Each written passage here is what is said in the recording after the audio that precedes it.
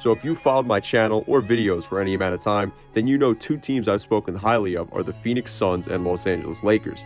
And while we still don't know how the Lakers will fare in Game 1 of their matchup against whoever they face in the second round, we do know that the Phoenix Suns didn't fare too well in Game 1 of their series against the West's first-seeded Nuggets. And today I want to break down what the Suns have to do better if they want any chance of winning this series, or heck, even keeping this series competitive.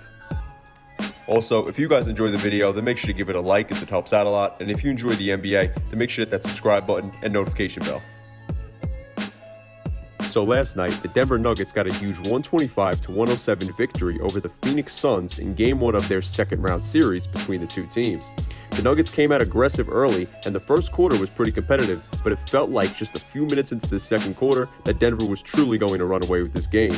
The sets that Denver ran on both offense and defense were, dare I say, brilliant, and this game felt very much like the Suns' Game 1 performance against the LA Clippers in Round 1. But the difference between the Nuggets and the Clippers is the Nuggets are fully healthy for the first time in 3 seasons, while the Clippers were extremely injured in their first round series against the Suns.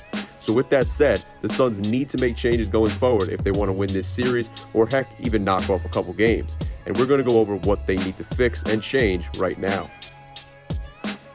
So starting off, Denver showed 2 players on the ball, and it was intriguing to see, and I was interested to see if Ayton was going to be able to make the Nuggets pay for that. Offensively though, Denver didn't run too many plays early aside, get the ball to Jamal Murray and let him cook. Early in the game, Denver made it clear that Kevin Durant was going to be their focus defensively. KD comes off the screen and it's 2 on the ball with Jokic at the level. Chris Paul comes off and it's a drop, which ends up leading to no points for Denver there, and it was a great defensive set from Denver. Right here you have KD who screens for Booker and makes the Nuggets switch. KD goes right into the post versus Caldwell Pope, and there's no help or double from Denver right here, in which Durant made them pay for that, and Mike Malone readjusted his game plan for Durant. Right here, the Nuggets went with the Murray and Jokic pick and roll with Ayton at the level, and you can notice the right corner is empty with Michael Porter Jr. spaced on the wing. There's a pocket pass and a finish, and the Suns got to step up their game defensively if they want to even be competitive and win this series. The way Mike Malone really let Jamal Murray try and go to work in the first quarter, he did the same with MPJ in the second, as you can see here.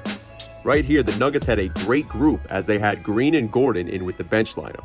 They switched the Ayton and Booker pick and roll, and then you have to switch with Shannon screening. Ayton's going to have to win these minutes in terms of when you have to bench shoot it in, and he didn't do that last night. The Nuggets go with a switch and double and end up with a steal. It was remarkable to see that Denver didn't have Jokic on the floor, but when they had Green and Gordon on the floor, it really worked out for them. They seem willing to live with shots and pushing in transition. And you see MPJ switches on to KD, Denver doubles, then you have the ball that comes back and another double is coming, and KD gets a shot that doesn't fall. In the second half, the Jamal Murray show began once again.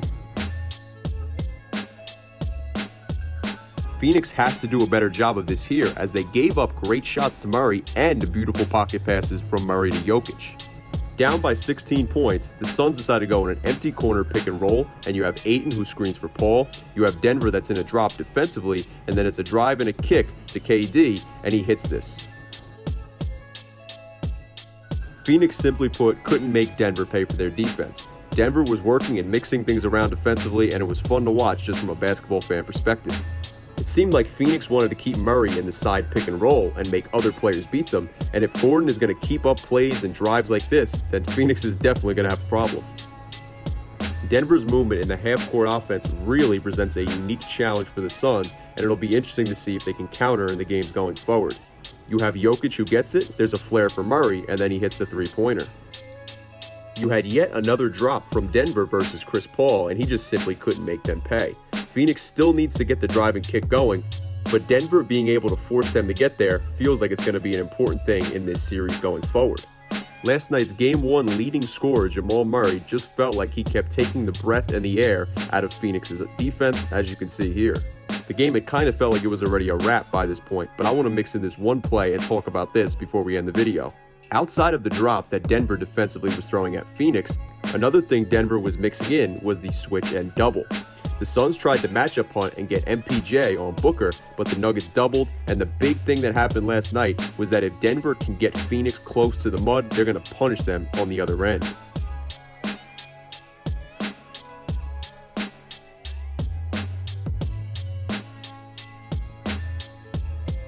So as you can see from what we just went over, it was really their work in transition and their defense that helped Denver get this huge win over the Suns.